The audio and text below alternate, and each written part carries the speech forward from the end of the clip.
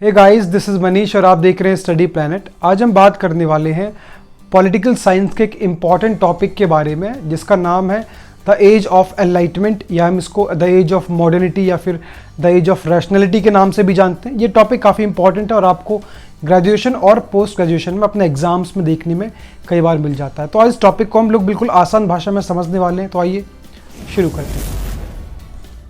सबसे पहले बात करते हैं इसके इंट्रोडक्शन की। तो एज ऑफ एनलाइटमेंट है क्या?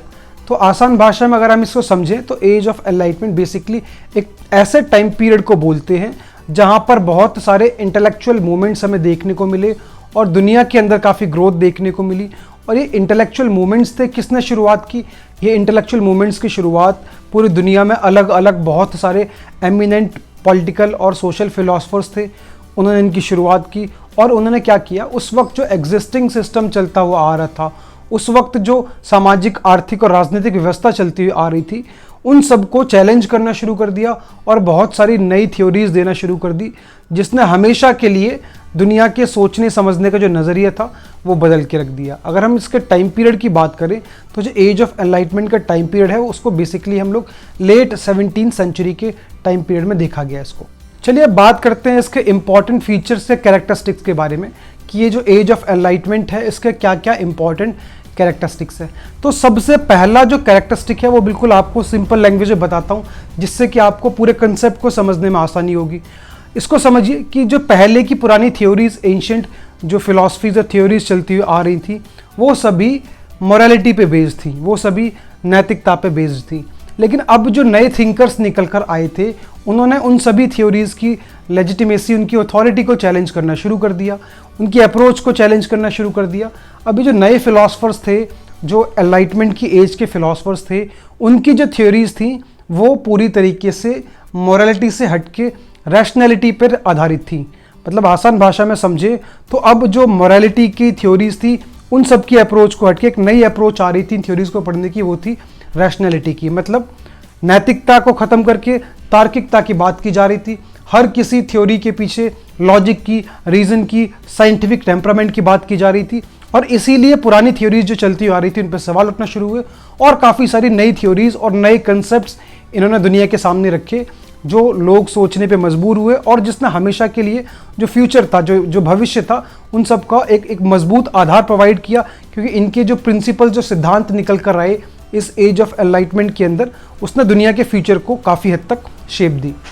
दूसरे फीचर की हम बात करें तो वो भी इम्पॉर्टेंट था। पहले जो काफ़ी लंबे टाइम से रेस के बारे में, जेंडर के बारे में, कलर के बारे में, रिलीजन के बारे में, इन सब के बारे में पहले कंजर्वेटिव अप्रोच के साथ जो फिलॉसफीज, थ्योरीज बनाई गई थी, अब इन सब के अंदर भी चेंज आने शुरू हुए।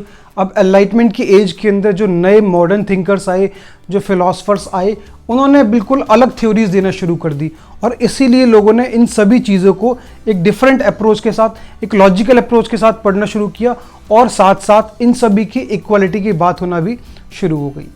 तीसरे फीचर की बात करें तो ये जो एज ऑफ एनलाइटमेंट था, इस टाइम पीरियड के अंदर जो मॉडर्न थिंकर्स थे उन्होंने बहुत सारे इंपॉर्टेंट और न्यू कंसेप्ट्स को प्रमोट करना शुरू कर दिया, जिसमें जैसे कि freedom of speech and expression की बात होना शुरू हो गई, जेंडर इक्वालिटी की बात होना शुरू हो गई, और इसके अलावा हम बात करें तो लिबर्टी, इक्वालिटी, फ्रेटर्निटी की बात होना शुरू हो गई, और भी काफ़ी सारे डेमोक्रेसी की बात सबसे इंपॉर्टेंट होना शुरू हो गई। तो ये जो नए थिंकर्स थे इन्होंने लॉजिक के आधार पर ये सभी थ्योरीज को प्रूव करना शुरू किया और इन सभी आइडियाज़ को इंटरनेशनल लेवल पर प्रमोट करने की बात की। चलिए एक और इम्पॉर्टेंट कैरेक्टरिस्टिक से आपको इंट्रोड्यूस कराते हैं। तो एनलाइटमेंट की जो एज थी उसके अंदर एक और नया कंसेप्ट निकल कर आया, एक ऐसा कंसेप्ट जिसने गवर्नेंस के मॉडल के अंदर एक बहुत बड़ी क्रांति ला दी। अब इन्होंने क्या किया, एनलाइटमेंट की एज के अंदर थिंकर्स थे उन्होंने साफ तौर पर बोलना शुरू किया, there should be a separation between the church, between the religion and the politics. साफ तौर पर बोला कि धर्म और राजनीति दोनों अलग अलग चीज़ें हैं, इनका सेपरेशन होना चाहिए। क्योंकि एंशिएंट सोसाइटी में अगर आप देखो तो चर्च के द्वारा, मतलब रिलीजियस क्लास का इंटरफेरेंस सरकार के अंदर काफ़ी ज़्यादा रहता था और पूरी तरीके से गवर्नेंस का कंट्रोल उन्हीं के हाथ में रहता था। तो ये जो नए थिंकर्स आए एनलाइटमेंट की एज में, इसको भी सामने आइडिया को रखा गया कि जो रिलीजन है, मतलब जो धर्म है और राजनीति है, दोनों बहुत अलग अलग हैं। अगर ये इनका इंटरफेरेंस चलता रहेगा तो कभी भी एक आइडियल स्टेट कभी नहीं बन पाएगी। एक मतलब नागरिक समाज एक जस्ट सोसाइटी, न्यायपूर्ण समाज कभी नहीं बन पाएगा। इसीलिए अगर आप चाहते हो कि एक बेहतर मॉडल बनाया जाए गवर्नेंस का, राज्य को चलाने का, तो उसके लिए चर्च का मतलब रिलीजन का और पॉलिटिक्स का अलग होना बहुत ज़रूरी है। और इसी के बिहाफ पे मतलब पूरी दुनिया में बड़ी क्रांति आई और इसने हमेशा के लिए ये मॉडल चलता हुआ आ रहा था गवर्नेंस का, उसको हमेशा के लिए बदल दिया। और इसके साथ साथ हम आगे बात करें तो अगला कैरेक्टरिस्टिक है कि उस वक्त जो मोनार्की सिस्टम, क्लर्गी और नोबिलिटी का सिस्टम चलता हुआ आ रहा था, उसको भी इन्होंने अपोज करना शुरू कर दिया। इस टाइम पीरियड में उनका भी अपोज होना शुरू हो गया। और ऐसा माना जाता है कि ये जो कंसेप्ट लेकर आए थे, लिबर्टी, इक्वालिटी, फ्रेटर्निटी, इनने काफ़ी हद तक फ्रेंच रेवोल्यूशन और अमेरिकन वॉर ऑफ इंडिपेंडेंस को भी इंस्पायर किया। आगे बात करेंगे इसके बारे में, उससे पहले आपको बता देते कि अगर आप लोग हमारे चैनल पे नए जुड़े हैं तो आप हमें सब्सक्राइब कर सकते हैं, जिसमें आपको क्लास 11, 12, ग्रेजुएशन और पोस्ट ग्रेजुएशन में पॉलिटिकल साइंस और हिस्ट्री से रिलेटेड बहुत सारी वीडियोस आसान भाषा में मिल जाएंगी। तो आप जिस भी क्लास में, जिस भी सेमेस्टर में, आप सिंपली चैनल को सब्सक्राइब कीजिए, उसकी प्लेलिस्ट को चेक कीजिए और अपनी प्लेलिस्ट के हिसाब से, अपने कोर्स के हिसाब से वीडियोस को देख सकते हैं। इसके अलावा अगर आप लोग हमसे पेड क्लासेस या पेड नोट्स आते हैं, उसके लिए भी आप हमें इंस्टाग्राम पे मैसेज कर सकते हैं। अब कुछ इंपॉर्टेंट फिलोसफर्स या रिसर्चर्स की या साइंटिस्ट की बात कर लेते हैं जो एनलाइटमेंट की एज के अंदर आए और उनका बहुत बड़ा कंट्रीब्यूशन था इस एज ऑफ एनलाइटमेंट को आगे बढ़ाने में। जैसे कुछ एग्जांपल्स की बात करते हैं, गैलीलियो की बात करते हैं, तो गैलीलियो से आप लोग सभी अच्छे खासे जानते हैं इनको। He discovered the Jupiter's moons, और भी इनकी काफ़ी सारे कंट्रीब्यूशन था। इसके अलावा हम बात करें जॉन लॉके की, तो जॉन लॉके भी एक बड़े इंपॉर्टेंट फिलोसफर माने जाते हैं पॉलिटिकल साइंस के, जिन्होंने दुनिया के सामने ह्यूमन राइट्स के कंसेप्ट को एक नए अप्रोच के साथ सामने रखा। इसके अलावा सर आइजैक न्यूटन का नाम तो ऐसा कोई नहीं दुनिया में जो उनको ना जानता हो, और इनकी जो थ्योरीज थी, उनका जो कंट्रीब्यूशन था समाज के अंदर कि पूरी दुनिया को साइंटिफिक एज में ले जाने के लिए, वो बहुत ज़्यादा था। इसके अलावा बात करें जे रूसो की, तो जे रूसो भी एक इम्पॉर्टेंट विचारक, थिंकर माने जाते हैं पॉलिटिकल साइंस के, और ऐसा माना जाता है कि he lays the foundation of the French revolution. और इन्होंने भी एक सोशल कॉन्ट्रैक्ट की थ्योरी दुनिया के सामने रखी।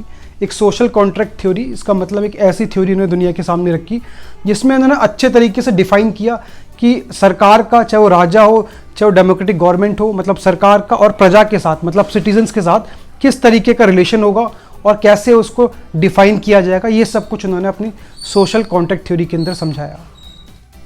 अब हम बात करते हैं the impact of the age of enlightenment. ये जो एज ऑफ एनलाइटमेंट थी, इसका समाज के ऊपर या दुनिया के ऊपर प्रभाव क्या पड़ा।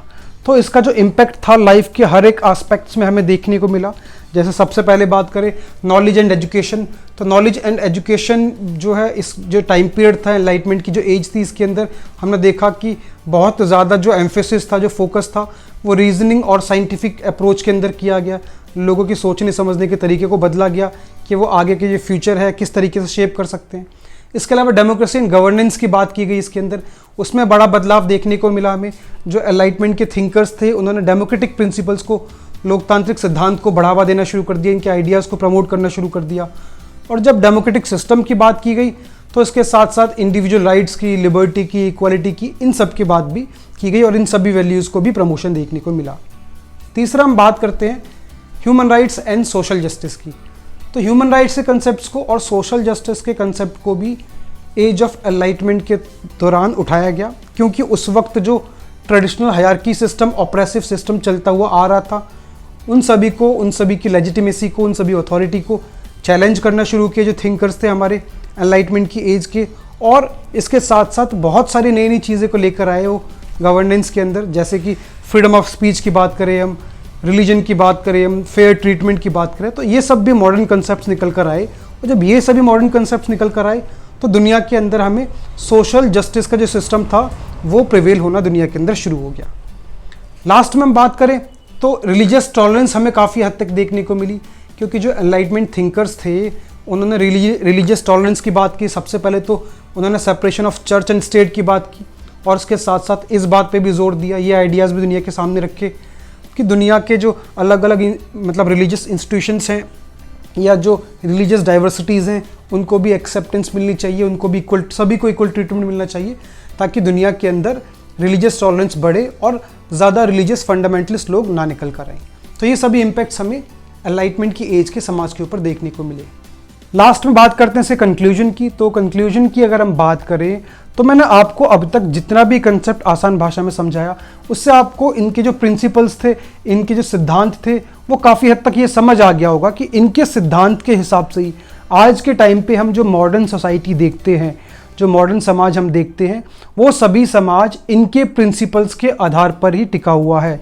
तो ये सभी प्रिंसिपल्स बिल्कुल वो पिलर्स हैं जिसके ऊपर हमारी जो मॉडर्न सोसाइटी है वो पूरी टिकी हुई है।